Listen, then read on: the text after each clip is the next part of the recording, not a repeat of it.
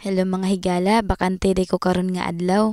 Munang nakahunahon na ako, nga ako na lang limpiyuhan ang palibot sa kubo. Og mo ni akong gibuhat sa tibok adlaw. No, dili di ay, joke lang. Ingnan pa lang ninyo kung gihan kay ko. Naglimpyo ko manghapon na day ni kay dili na kayo init. Pero nakamaskara paghihapon para iwas sunog sa naong tungod kay skincare na tagsugod mga higala. Sayang pod no ang atong mga gasto-gasto kung magpabulad ra gihapon ta sa adlaw. Ug ako na din gipang tanggal ang mga dahon sa saging para malimpyo pod ni mga higala para pwede nato butangan nig bangko para anytime pwede ta makatambay dari kay bugnaw kay daring lugara tungod sa mga saging nga nakapalibot niya.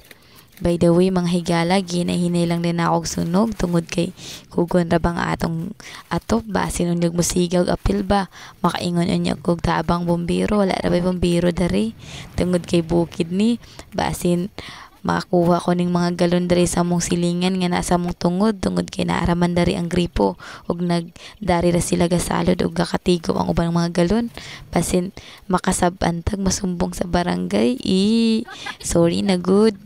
So, mga higala, ako nang gipang buhat dara basta kay pangpatsada sa atong kubo nga mahimong ready ni puhon sa atong mga vlogging.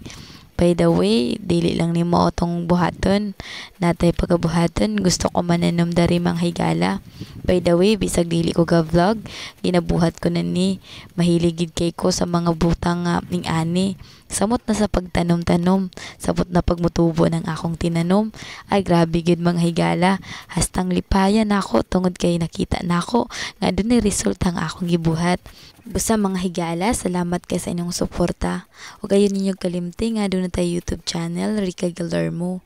Salamat and God bless.